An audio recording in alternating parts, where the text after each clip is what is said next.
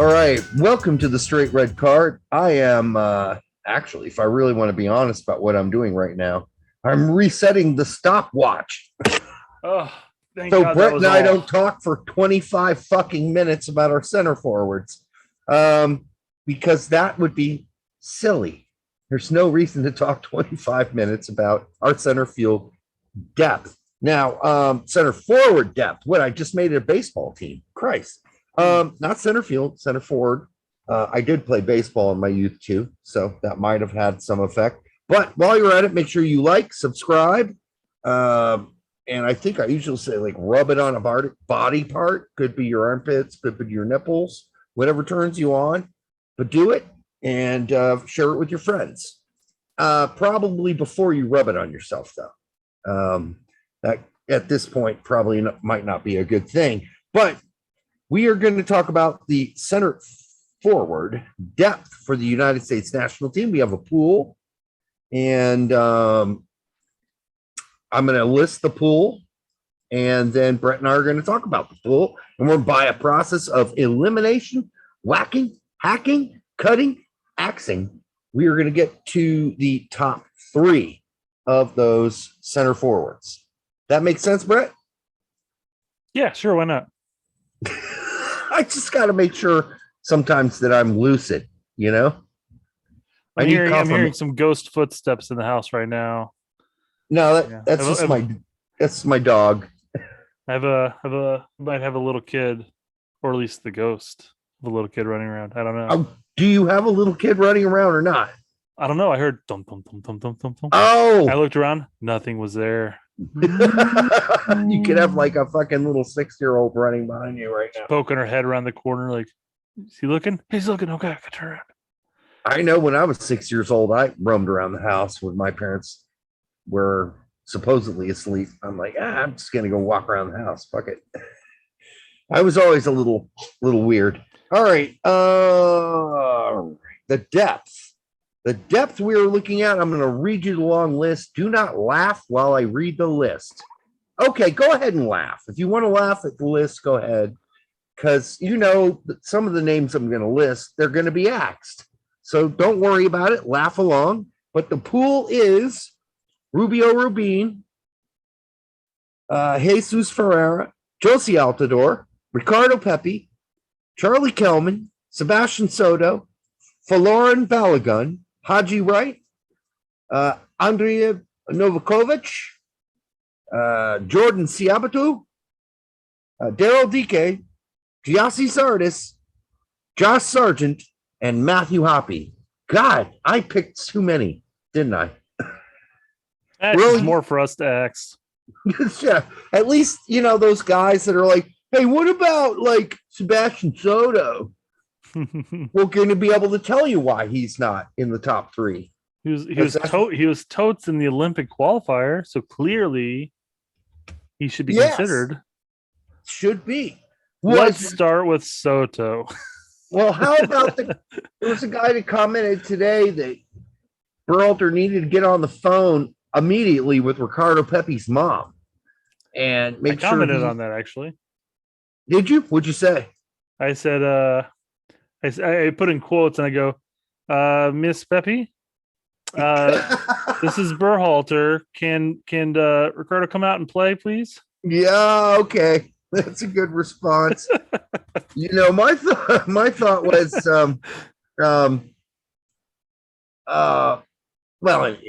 my thought was that I like Pepi and I like what he's doing, but I'm gonna like axe him straight away from this group. He's a young kid. He's just getting going in FC Dallas. He's not going to be in the top three going into the World Cup qualifiers coming up.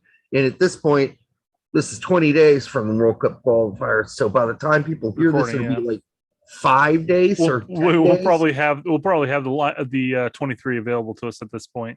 Mm-hmm. Yeah, I have to agree in the sense that I need to see what he can do, not just at the club level, but I need to see what he can do at the national level. And we're not going to see it in a World Cup qualifier cold, you know. He's definitely got to get called up in a friendly or maybe one of the weaker games here in in Yeah. qualifying, but still, it's not going to happen. Sorry. Nah, it's not. We got 20 days till qualifying now, and there's no time for Gregg to assess, Pepe's, get him into his system, get him familiar with his tactics and all that. It's not going to happen anytime soon. I wouldn't worry about him going to Mexico either. If some of you are like, well, he's going to leave for Mexico if we don't. No, stop it. We don't. Just stop that. We don't need to worry about that. Mexico's not going to call him up anytime soon. Yes, we just lost David Ochoa to Mexico, or seemingly we have. So fucking what? Let him go. It's okay. If that's where Ochoa wants to play, it's completely fine. We have enough goalkeepers. We don't need David Ochoa. We're going to be fine for the next 10 years. I guess let's phrase it this way. Would it have been nicer to have Ochoa in our pool? Sure, absolutely. Sure, absolutely. Is it the end of the world that he left? No, it's not. Because we're gonna have goalkeepers coming up through the woodwork, especially young goalkeepers that are gonna fill in the spots. We're gonna be fine, people. We're gonna be fine. Hopefully he made this decision based on the fact that he wants to play for Mexico and not because he feels slighted or he feels that he has a better chance of just playing for Mexico. Hopefully he did this for a real reason. No, a reason in the sense that national pride, if you will, I guess. No, he didn't do it for national pride. I'm hoping. Well, you can hope that, but the real reason is he's looking at Turner, he's looking at Stefan and Horvath, and he's like, I'm fourth. And I'm fourth for at least the next 10 years, unless I do something spectacular, because I'm only 20 years old. I'm wearing diapers as a goalkeeper.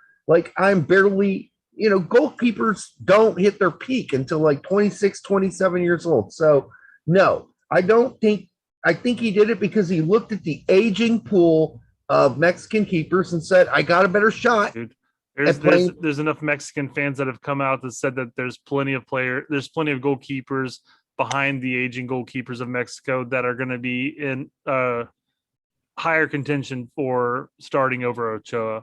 Oh yeah, so that's why we never see them, right? Well, they tend to their top three goalkeepers are all on the wrong side are getting closer to the wrong side of 30 at this point. That's exactly right. But I'm just saying they have other goalkeepers in the woodwork that are playing for other clubs that will probably play over Ochoa at this point. But that's ridiculous. I mean, I've got a lot of other shoes, but I wear my best pair of shoes when I go for an interview for a job. All right. I don't wear the other shoes. And so what they're saying is oh yeah, there's a lot of other shoes in the closet that are actually younger and nicer shoes or whatever. I don't know what the fuck. What they're saying is when these nicer shoes that you're wearing to these interviews become, have holes and are no longer wearable to interviews, you have other shoes available to you that are going to be higher than Ochoa shoes. Then, okay, so why haven't we at least seen some of these shoes play in some meaningless games? We haven't seen that. I'm not Mexico's federation. I don't know. All right, I'm not asking you to defend them. I just think they're full of shit. I'm just saying. I think they're full of shit. Frankly, we're completely off topic here anyway. I know, but I don't think I get it. But there are not a plethora of amazing fucking Mexican goalkeepers out there right now. They're not bursting at the seams with goalkeepers. So fuck them. All right, so I got rid of Pepe. You're next. I'm going to go with a very controversial one, probably somebody that's in everybody's top three, and I'm going to get rid of Josie Altidore. Yeah, I mean. You took that a lot better than I thought. You would have been crying in the corner I can't believe you took him off the list. You must have mistaken me for Alexi Lawless or something. Sorry, my bad. Yeah, I'm not Alexi. Yeah, no, Altidore's out. I mean, let's see him play some games for Toronto and do something. I'm going to eliminate Florian Balogun because he's young. He's not really committed to us necessarily. Although I hear open to it, but he's not even playing in Arsenal preseason games right now, which means they might be looking to loan him out. I don't know. I don't know what's going on there. I'm not an Arsenal A fan. loan might actually benefit his career more. It But sure shit would. Yes. So much like I mentioned during the Mighton comment in the last segment, this player is also flooded. His Twitter is flooded with a bunch of American flags, and again, English fans are saying, "Why would he downgrade by going with America?" So My it is what it is. my response to them would be, "You fucking arrogant, over goddamn." All right. Anyhow, pricks, shut up. Stop thinking so highly of your fucking national team. It's not that great. All right. God, I'm gonna get some English hate, aren't I? I have nothing against English people, by the way. I love English people. Some English people are some of my best friends. I stand firm. The problem is much like a number of American fans. Social media is just the devil, and it always brings out the worst in people. It really does. It makes you think, God, after all, you're like, God, are all English fans like this? No, they're not. It's just the loud vocal pricks that make the rest of English fans look like loud vocal pricks. They're not all like that. One of our good buddies on this show is Simon Allen. Great guy. We have just, we don't agree on everything, but we have That's good what makes it fun, though. Yeah. I enjoy our conversations. Okay. And the next guy I'm getting rid of is Sebastian Soto. And people have so much invested in this guy. I'm like, why? He went through the youth ranks. Everybody saw him coming up and scoring goals and doing well there, and then they just expected him to be the next thing. And he hasn't done it. He hasn't done it as a senior yet. So there is not a single team he has played on in Europe that actually wanted him after 6 months of having him around. Seriously. Hanover's like, get this fucking guy out of our fucking team. We do not like this guy. He's an arrogant. And I'm not saying that their representation of him is accurate. I'm just saying what they said. That he had an attitude. He was not a hard worker. And they wanted him out, and they got rid of him. And amazingly, they sold him to Norwich, and then Norwich loaned him to second division Dutch team, I think with Telstar. Yes, Telstar, after 5 months of that guy on contract, were like, "Yeah, I know we're supposed to have him on loan for a year. We don't want him anymore. Take him back, even though he scored goals for us. We don't want him. We don't like him. His attitude is basically what they said. They sent him back, and then Norwich was like, hey, you want to play for our U23 team? And they did occasionally. And then Soto ended up back in the United States of America while the U23s were still playing, and he wasn't on their team. John Tompkinson, the other American on the Norwich U23 team, was still playing, but not Soto. He was back out here chilling. And then as soon as they could loan his ass out, they did. And they send him to Porto B, which is where he is now and where he's going to be for a while. And we'll see how much he gets to play for Porto B. They ain't playing for Porto. I'll tell you that. Such a weird loan. What a weird loan that is to Porto B. But it is. They just simply could not loan him out to another Dutch team, or anybody else for that matter, based on his reputation. And listen, when I say his reputation, folks, so I'm saying that based on people I know in Germany, people I know here and there, who are kind of a little bit more inside the game than I am.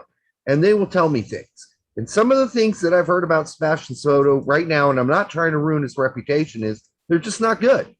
He's not a hard worker. He is fairly full of himself.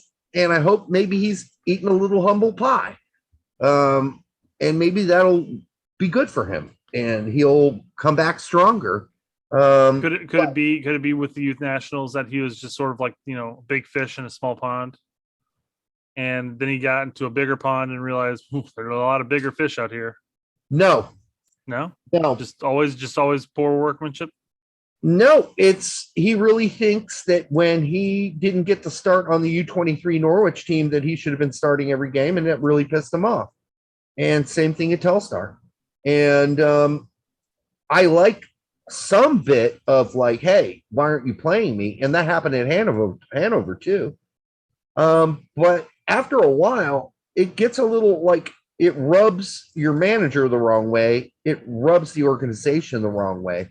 He's got to fix that. He's got to fix his attitude. If what I am hearing is true, if what I'm hearing is false, which it's possible it's false, but that's what I'm hearing. That's why you're seeing Soto flip flopping all over the fucking continent.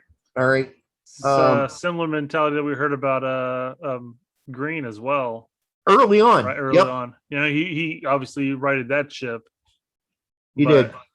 Yeah, it's possible to right the ship. You do not have to end up like Freddie Adu. You really don't. You can right the ship. Green has proven it. Green's former manager in the Bundesliga when he was on loan. I can't remember what team it was, but literally said putting Green on the field is like playing with 10 players. He said that in a news conference. That if your coach is literally throwing you under the bus that hard because you're not giving any effort, wow, learn from that because he's probably not making that up. You ever think Adu walked into like a front office and said, "Dude, bitch, I am the next Pele." He was always broadcasted as that, like, oh, he's the next Pele. He's the next Pele. You think he actually walked into the front office and said that one time? I think that'd be funny if he did. I don't think he did because he's always portrayed as a fairly nice guy, Freddie Adu. Not like a super arrogant guy in that way. Like he didn't treat other people like garbage, but he did assume, based on our interview with Jimmy Conrad many years ago, 7 or 8 years ago, when Jimmy Conrad threw Adu under the bus in our interview and said, yeah, the guy was a slacker in practice. Like everybody else was working hard to make the team, and he just like jogged along and was like, I'm on this fucking team because I'm Freddie Adu. And he didn't say that's not a word for word. There's like two different types of players. Sometimes they're just players that just don't put the effort in practice, but always show up during games. I'm not saying that's what Adu was, but there are those types of players out there. I'm not a big fan of that. I'm not either. How does a coach make that decision, though? Like, man, he's been shit all week. Am I starting him or am I just using him as a super sub? I don't know. If you're Zlatan, you can get away with that probably. But we've got to move on from Soto. So you're next. I'm going to go ahead and scratch out Rubio Ruben. Yeah, well, that's easy. Yeah, sure. He just got moved up to MLS for Christ's sake, and he's finally playing good. And he played like shit in Mexico. He played like shit in Europe. Then, let me do that in the right order. He played like shit in Europe, went to Mexico, played like shit, got dumped down to a Division II team, then got sent to the USL where he played well, maybe had a humble moment, and now he's playing well for RSL, but he's not ready for this. Who's keeping track? I am. Jesus Ferreira, you're out. Absolutely. Pepe's better than you are at this point at the center forward position, and you've got your own issues we won't get into. Your go. I'm going to drop Novakovic. Yep. Didn't do enough in Serie B for me. Was such a roller coaster for him last season. He would have like a couple good games in a row. Then he like fucking disappear for 3 games. Yeah. Not ready for prime time either. I'm going to cut out Haji Wright, who just made the big move to Turkey. But yeah, so he had a great season in some Scandinavian team. Yeah. Good for you. Not good enough. Your go. Oh man, we are down to the final 5. 1, 2, 3, 4, 5. I got 6. Oh, do you have Kelman still in there? Yep. Oh, well, let's scratch him then. Okay. I thought we already got him. No, I haven't eliminated Kelman, although he could have been first, honestly. He's at QPR, and of course they signed him last season. Not played much yet. Yeah. So, rare minutes. Give him time to grow. So now we're down to the final 5. So that's me now. Down to the 5, and got to cut this down to 3. This is going to rub some people the wrong way, I'm sure. It really is, and that's okay. I'm eliminating Jordan Siabatu. You took the easy option, huh? I know. I'm going to let Well, the you. easy option for the 5, yeah. It's Yeah. easy to nix Siapa at this point. No PFOC in So August. PFOC, we'll see how he does in Young Boys. The fact that he was signed by Young Boys is fine. They're the best team in Switzerland, but it much would have benefited him to sign for another French team in La Liga or anywhere else, actually, in many cases. I know the Young Boys is going to play Europa Cup or play Champions League. I think they're in Champions League. I don't remember, but either way, yeah, it's not enough for me right now, and his performances weren't that great. You got the big one coming up, So though. let's see. That leaves us what? Hoppe, Sargent, Zardes, and DK. Now, Yep. so I know we're all hyped up to see what Daryl DK can bring, and he came in the Gold Cup and did okay. He netted 2 against Martinique, and then got a shoulder injury, and then sucked the rest of the tournament. Yep, he sucked. Be honest. Maybe they should have started Zardes out more than DK, so that way maybe he had like a week or two to sort of recover from that injury rather than to constantly play him. But during that time period, he just wasn't good enough, and I'm going to go ahead and nix him because we're talking about top 3, and we're talking 20 days from now before the next cup. And quite frankly, Zardes came in and he's shown some growth over the not over the years. I mean, yes, he has, but in the Gold Cup, his touches were better for the most part. Yep. He was dangerous into the attack when he got the opportunities to. I just suspect that he'll be included as one of the top 3 options. Yeah, I have to agree with you. I'm backing you up 100%. So anybody giving Brett shit for that, axe, forward all complaints to tactical manager. So I'll be right behind Brett, swinging my nunchucks if you want to take him out for that call, because I'm agreeing with him. Listen, Filippo disagrees with us, though.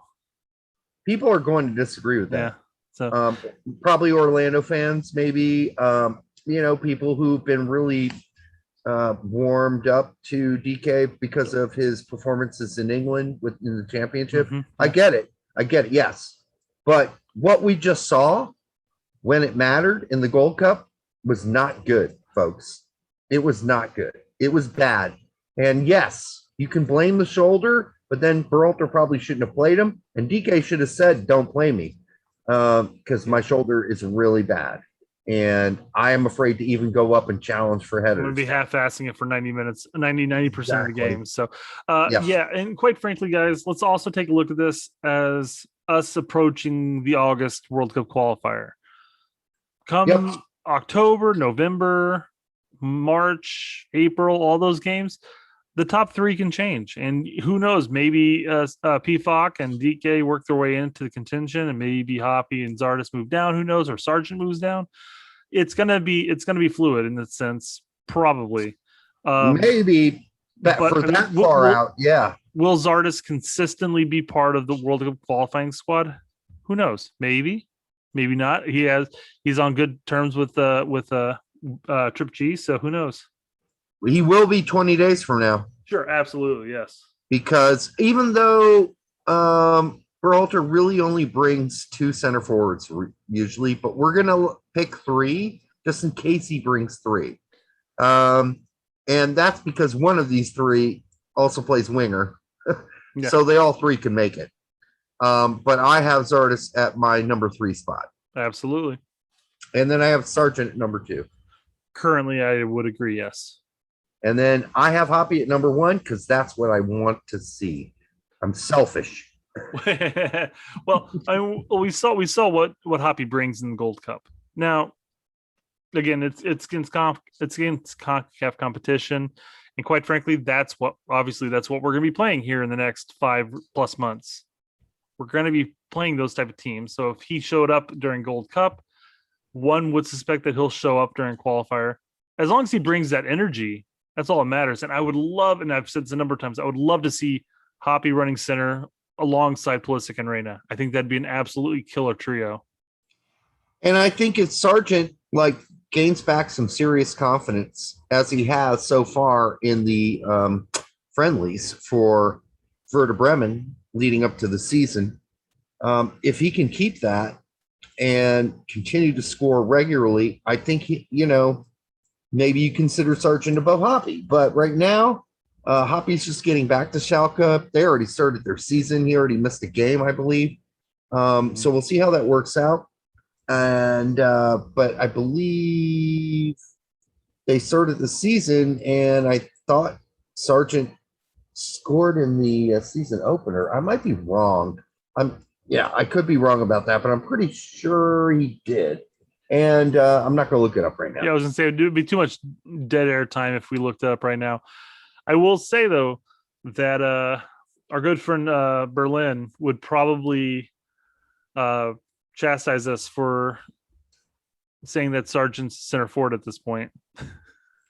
I know, but then he sent some really weird message about, like, have you ever seen, did you guys really watch Hoppe play?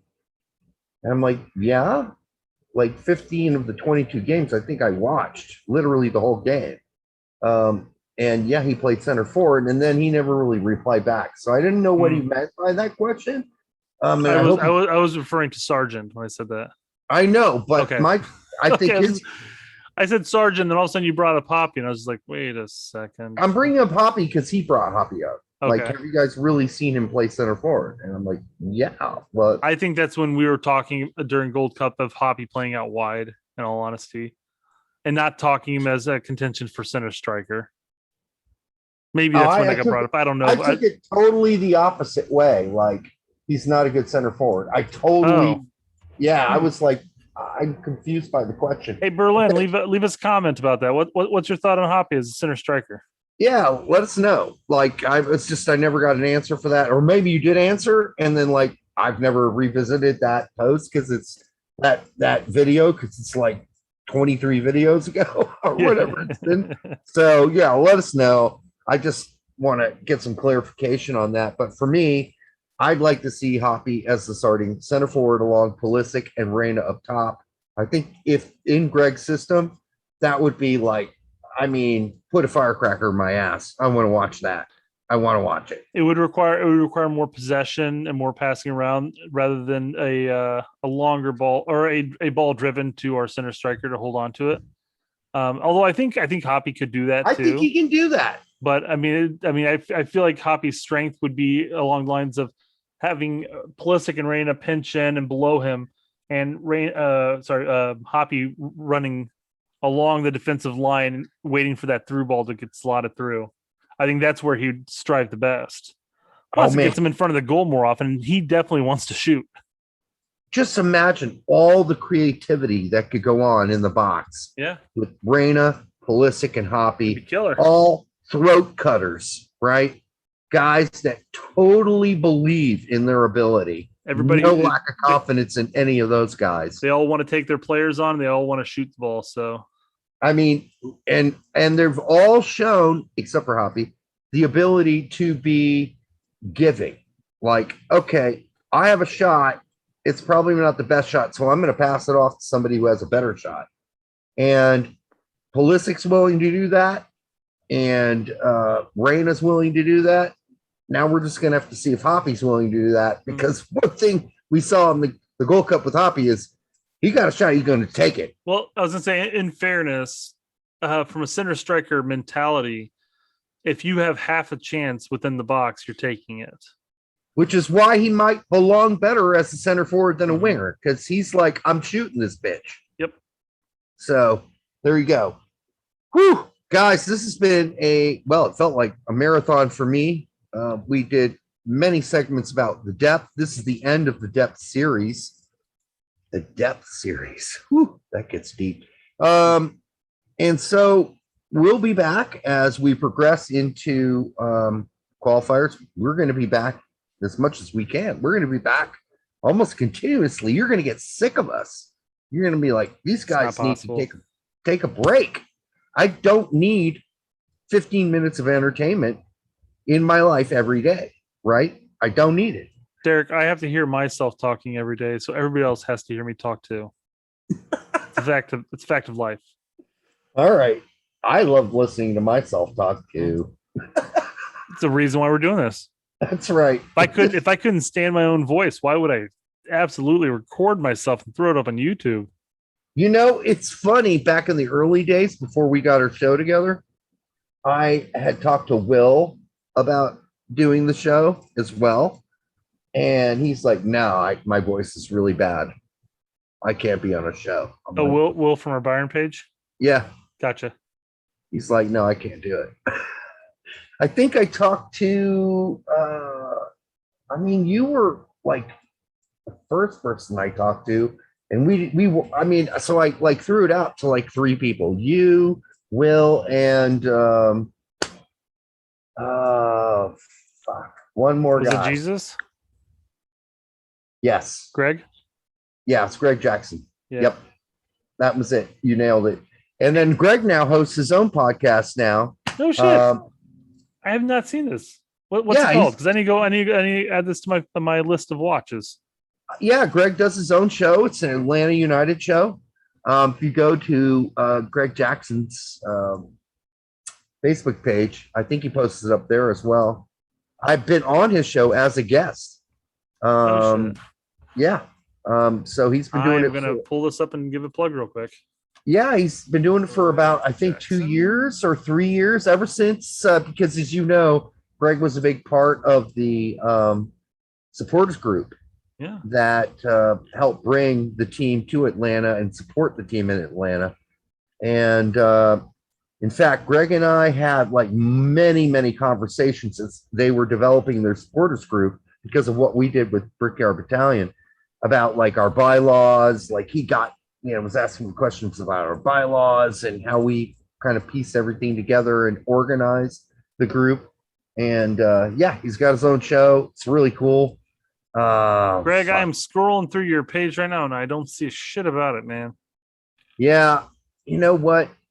I remember him talking about something he was a part of, but I didn't think that was a podcast. If I wasn't a totally stoned idiot, I'd be able to remember the name of the show. Is it FTC? For the that might be FTC, yeah. For the culture. For the culture. That's it. I knew what FT was for the but yeah, for the culture. So if you haven't checked that out and you're in Atlanta, check Greg Jackson, good friend of ours. Check out his show, For the Culture. My bad. I scrolled by a bunch of this shit. I didn't see FTC as part of it. So I was like, I didn't realize that. Okay. Now, yeah, For the Culture. Great give it a listen, man. Yeah, great guy. Great fucking human being. Check his show out. One of our good buddies for, I mean, what? It's been 2008-9 area. So 15, before we started our show. Like 11 years. Yeah. 12 years. So we've known Greg, and great guy. In fact, we should have him on the show. It'll be fun to have him on here. Yeah. Add him to the list. Yeah. So anyhow, that's our center forward depth chart. I hope you liked it. If you didn't, okay, well, I'm sure you have your own opinion. Share it. We're willing to listen. And I know there are going to be a lot of, Zardes haters out there. Hey, that's fine too. Voice it. So until the next time on the Straight Red Card, hey guys, we'll see you down the road.